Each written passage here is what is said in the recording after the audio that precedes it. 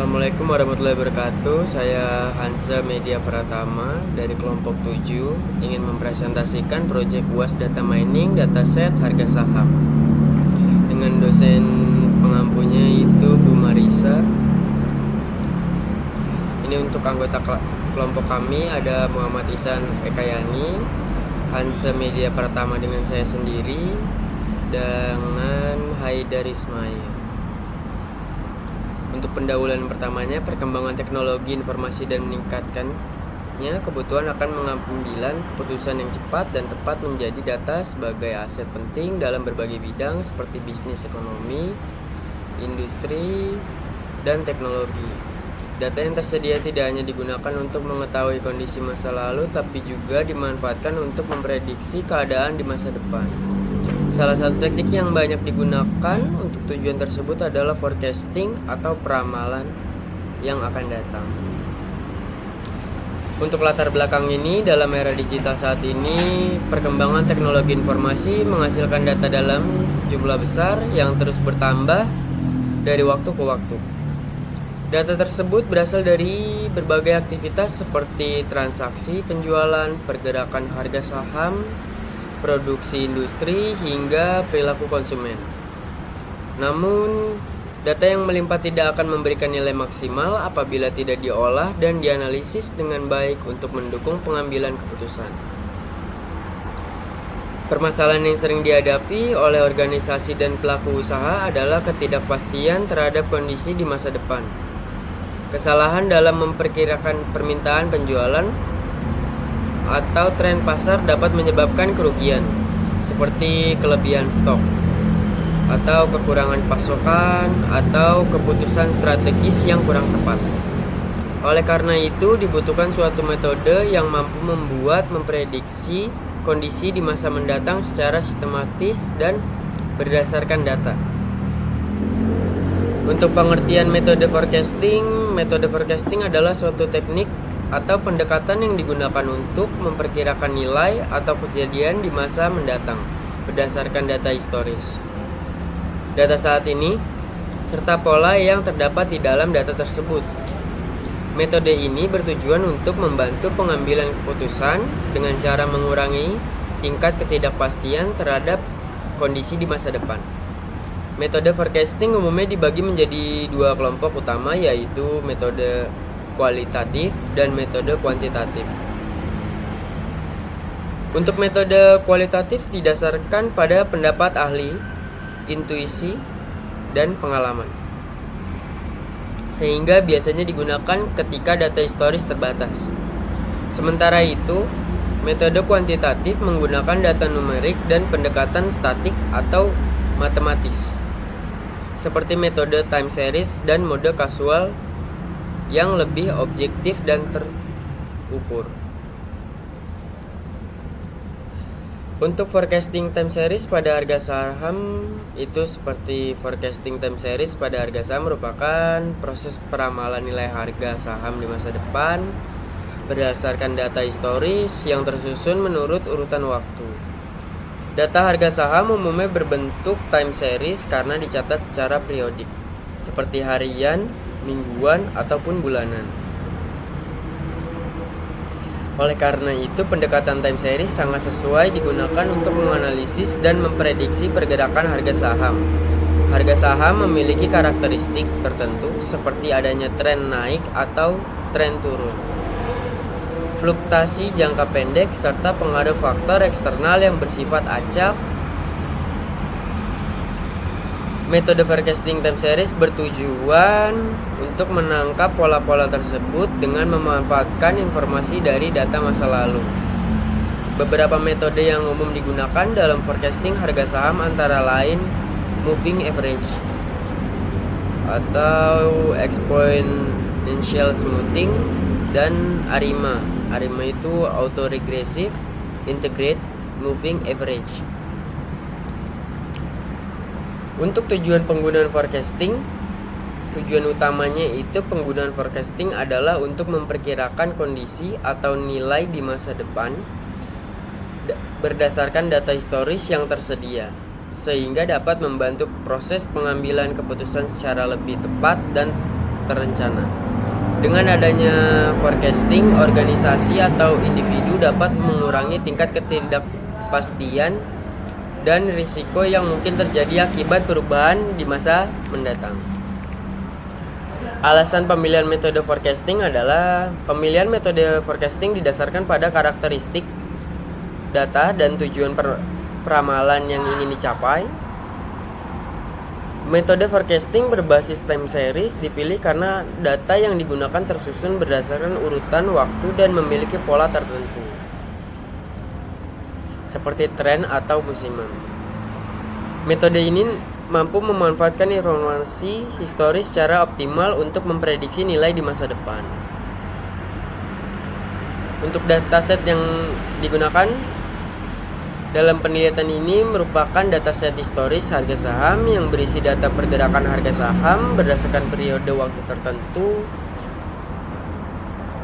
Dataset ini digunakan sebagai dasar dalam proses forecasting harga saham. Dataset dibagi menjadi dua bagian utama, yaitu data training dan data testing. Untuk data training digunakan untuk membangun dan melatih model forecasting sehingga model dapat mempelajari pola dan tren harga saham dari data historis. Dan untuk data testing digunakan untuk menguji performa model yang telah dibangun dengan tujuan mengetahui tingkat akurasi dan kesalahan prediksi model. Untuk data yang digunakan dataset harga saham training itu seperti yang ada di gambar sebelah kiri, itu ada data open, high, low, and close dan bagian volume. Ini tabelnya, dan ini untuk kelanjutan gambar yang sebelah kanan itu kelanjutan dari gambar sebelah kiri. Begitu Ibu. Untuk dataset yang digunakan dataset testing itu kita hanya menggunakan 8 yang Ibu berikan. Itu gambarnya seperti ini. Dan untuk selanjutnya itu kita akan pengenalan CRISP SPDM. CRISP DM kepanjangan adalah Cross Industry Standard Process for Data Mining. Itu adalah metodologi standar industri yang memberikan pendekatan sistematis untuk mengelola siklus hidup proyek data mining dan ilmu data.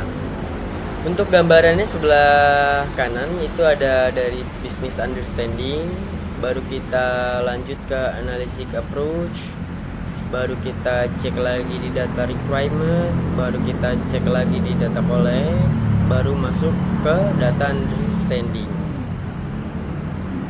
Masuk lagi ke data preparation, baru masuk ke modeling, masuk lagi ke evaluasi, deployment, feedback untuk ke modeling lagi, atau dari evaluasi ke modeling, dan dari modeling balik lagi ke data preparation. Dari data preparation kita nggak perlu langsung, kita langsung ke data understanding ataupun ke data collection, itu bisa langsung. Dan selanjutnya ke data requirement. Cukup sampai situ. Untuk CRISP-DM ada 6 tahapan. Yang pertama business understanding, itu untuk pemahaman bisnis. Yang kedua ada data understanding, pemahaman data. Yang ketiga ada data preparation atau persiapan data. Yang keempat ada modeling atau pemodelan data. Atau evaluasi, itu untuk mengevaluasi, dan deployment adalah untuk penyebaran. Itu poin dari 6 CRISP-DM ini. Untuk selanjutnya ada random forest regression. Apa itu random forest regression? Random forest regression merupakan salah satu metode machine learning berbasis ensemble learning yang digunakan untuk memprediksi nilai numerik atau continue. Metode ini bekerja dengan membangun sejumlah besar pohon keputusan atau decision tree. Selama proses pelatihan, kemudian menghasilkan prediksi akhir berdasarkan rata-rata dari hasil prediksi setiap pohon. Untuk pengertian dari gradient boost tree atau pengertian dari GBT atau GBT, itu merupakan metode machine learning berbasis ensemble learning yang menggabungkan beberapa model pohon keputusan, yaitu decision tree, secara bertahap untuk menghasilkan model prediksi yang lebih akurat, berbeda dengan random forest yang membangun pohon secara paralel. GBT atau gradient boost trees itu membangun pohon keputusan secara berurutan, di mana setiap pohon baru dibuat untuk memperbaiki kesalahan prediksi dari pohon sebelumnya. GBT bekerja dengan prinsip boosting, yaitu meminimalkan kesalahan prediksi menggunakan pendekatan gradient descent terhadap fungsi kerugian atau bisa kita sebut loss function. Pada setiap iterasi, model fokus pada data yang sebelumnya sulit diprediksi, sehingga secara bertahap meningkatkan kinerja model secara keseluruhan. Kita masuk tahap pertama, yaitu business understanding. Untuk tahap business understanding merupakan tahap awal dalam metode QSPDM yang bertujuan untuk memahami permasalahan dan kebutuhan bisnis secara menyeluruh. Pada tahap ini, fokus utama adalah mengidentifikasi tujuan yang ingin dicapai, permasalahan yang dihadapi, serta bagaimana hasil analisis data dapat memberikan solusi yang bernilai bagi pengembalian keputusan. Dalam konteks forecasting harga saham, tahap business understanding bertujuan untuk mengetahui kebutuhan pengguna terhadap prediksi harga saham di masa depan. Prediksi tersebut diharapkan dapat membantu investor atau pihak terkait dalam merencanakan strategis investasi, mengurangi risiko kerugian, serta meningkatkan efektivitas pengambilan keputusan berdasarkan data historis harga saham. Untuk tahap 2, understanding merupakan tahap kedua dalam metode QSPDM yang bertujuan untuk mengumpulkan, mengenali, dan memahami data yang akan digunakan dalam proses analisis. Pada tahap ini, dilakukan identifikasi sumber data serta pemahaman terhadap struktur dan karakteristik data sebelum dilakukan pengolahan lebih lanjut. Dalam penelitian forecasting harga saham, data yang digunakan berupa data historis harga saham yang disusun berdasarkan urutan waktu atau bisa kita sebut time series. Data tersebut umumnya terdiri dari atribut tanggal sebagai penanda waktu dan harga saham sebagai nilai yang akan diprediksi, seperti penutupan atau closing price.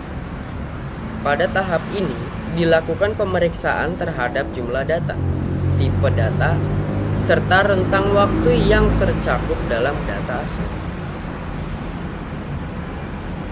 Untuk tahap 3, data preparation merupakan tahap dalam metodologi QSPDM yang bertujuan untuk menyiapkan data agar siap digunakan dalam proses pemodelan. Tahap ini mencakup berbagai aktivitas pengolahan data, mulai dari pembersihan data hingga transformasi data sesuai dengan kebutuhan metode yang akan digunakan. Untuk tahap data preparation seringkali menjadi tahap yang paling memakan waktu karena menentukan kualitas data yang akan dianalisis. Dalam forecasting harga saham, tahap data preparation diawali dengan pembersihan data seperti menghapus dan menangani data yang hilang atau missing value, memperbaiki kesalahan format, serta menghilangkan data yang terduplikat. Selain itu, dilakukan penyesuaian format atribut tanggal agar dapat dikenali sebagai atribut waktu atau yang disebut time attribute oleh sistem, khususnya pada RapidMiner. Untuk gambar yang di sebelah kanan saya bisa menjelaskan itu adalah dataset harga saham transaksi yang akan dilanjutkan untuk windowing. Dan untuk gambar yang di bawah, kenapa saya memakai multiply? Karena di sini saya memakai random forest set transaksi dan random forest GBT agar datanya saling sinkron.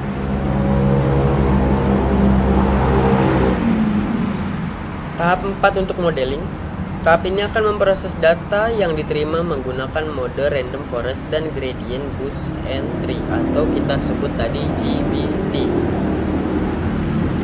Untuk gambar sebelah kiri random forest, model random forest menggunakan kumpulan pohon keputusan secara acak untuk membuat prediksi, biasanya kuat terhadap overfitting pada data saham yang noise.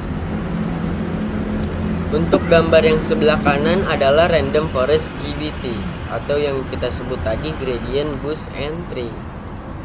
Sementara gradient boost entry menggunakan teknik boosting, di mana model memperbaiki kesalahan dari model yang sebelumnya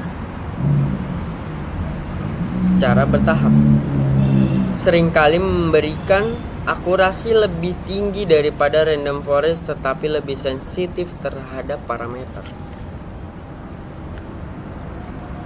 Untuk tahap kelima itu adalah evaluasi atau evaluation, merupakan tahap dalam metodologi Krias PDM yang memberi tujuan untuk menilai kinerja dan kualitas model yang telah dibangun pada tahap pemodelan. Pada tahap ini dilakukan pengujian terhadap hasil prediksi untuk memastikan bahwa model telah memenuhi tujuan yang ditetapkan pada tahap business understanding. Dalam konteks forecasting harga saham, evaluasi dilakukan dengan membandingkan nilai hasil prediksi dengan data aktual pada data pengujian atau yang kita sebut testing data. Tingkat akurasi model diukur menggunakan metrik evaluation kesalahan seperti mean absolute error. Mean absolute error atau kita bisa singkat menjadi MAE. Mean square error itu adalah MSE dan root mean square error atau RMSE. Semakin kecil nilai kesalahan yang dihasilkan, maka semakin baik kinerja model forecasting. Ini adalah gambar yang di bawah adalah random forest modeling, random forest apply modeling, dan yang sampingnya adalah random forest performance, dan untuk yang di bawahnya lagi sebelah kiri paling bawah itu adalah random forest GBT applying model. Sebelahnya pun sama, random forest GBT performance model. Untuk tahap 6 deployment, tahap ini melakukan hasil dari kedua model yang sudah dijalankan sebelumnya. Untuk nilai RSME GBT atau gradient boost entry, root mean square errornya itu hanya sampai di angka 8. Dan untuk nilai RMSE random forest root mean square error RMSE itu 52,446. Untuk kelebihan dan kekurangan algoritma random forest regression, untuk kelebihan pertamanya itu adalah akurasi tinggi, mengurangi overfitting, mampu menangani hubungan nonlinear, dan tahap tahan terhadap noise dan outlier.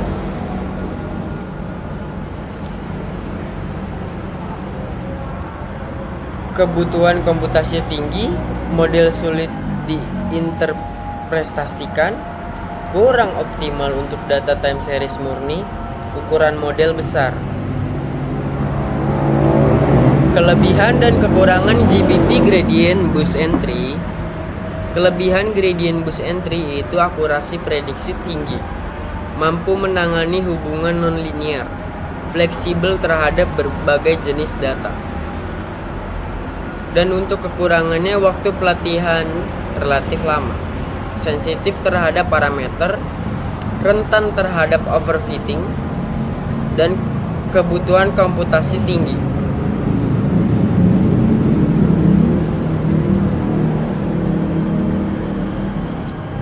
Ya baik, sekian dari saya. Mungkin hanya itu saja yang bisa saya presentasikan untuk hari ini. Terima kasih. Wassalamualaikum warahmatullahi wabarakatuh.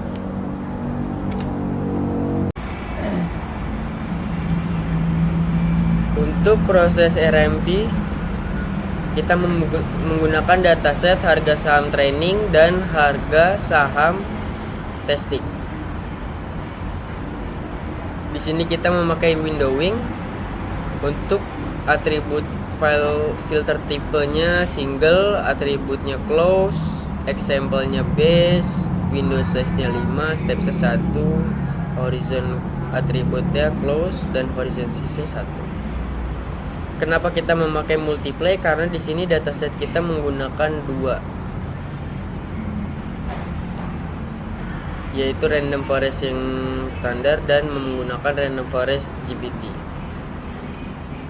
Untuk set roll random forest yang biasa, kita bakal edit di sini menggunakan atribut name dan target roll. Untuk atribut name yang pertama kita menggunakan +1, yaitu horizon, dan target rollnya itu label. Sisanya kita menggunakan close sampai 0 sampai 4. Di sini regular aja saya bikinnya. Kalau sudah kita apply. Dan untuk set roll GPT-nya hampir sama seperti yang di atas. Masih sama, close +1 horizon, dan target roll-nya label. Close-nya sama, regular sama. Di sini apply lagi. Sekarang kita pindah ke bagian modeling split data. Split data ini saya menggunakan 0,7 dan 0,3. Dan untuk split data GPT-nya hampir sama, 0,7 dan 0,3. Untuk random forest yang biasa kita menggunakan number of tree yang 100, last square, maksimal deep-nya 10. Yang di checklist hanya Gaussian ratio, enable parallel execution. Dan untuk random forest GPT-nya kita menggunakan 150, maksimal deep-nya 5, min row-nya 10.10. Ini masih number of bin-nya 20, learning rate-nya 0,01, sample rate-nya 1.0. Untuk pakai applying modelnya tidak ada yang dirubah. Yang dirubah hanya applying model bagian GPT. Oh, sorry, bukan yang ini, Bu. Di bagian performance first, GPT performance first. Di bagian windowingnya single, atributnya close, sampelnya B 5 1 1 close, hampir sama dengan windowing yang pertama.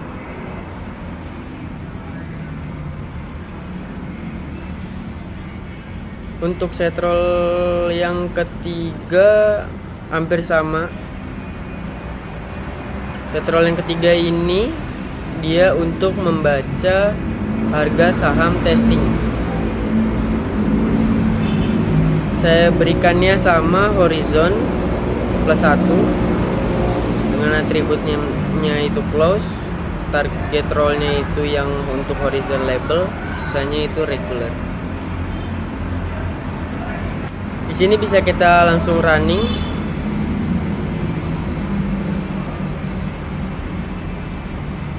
Ini dia. Yang pertama ada example set apply model GPT.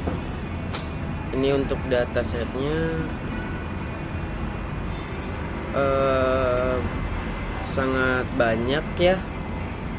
Kita bisa lihat di visualization-nya, di scatter blue atau apa, kita bisa pilih. Ini untuk grafiknya.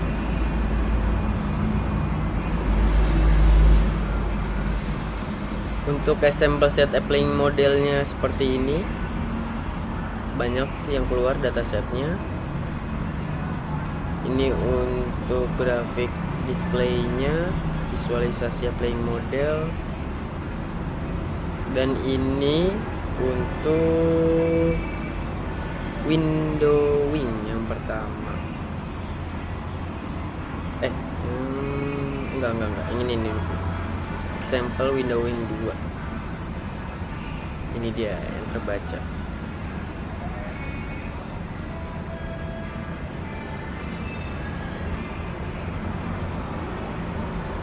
Ini untuk set roll yang ketiga.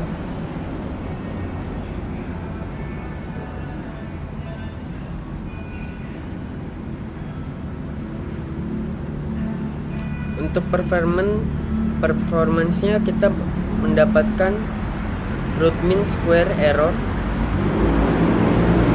dan untuk performance GPT-nya kita mendapatkan 52.446. Ya, sekian dari saya. Mungkin hanya itu saja yang bisa saya sampaikan. Sekali lagi terima kasih. Mohon maaf bila ada salah kata. Wassalamualaikum warahmatullahi wabarakatuh.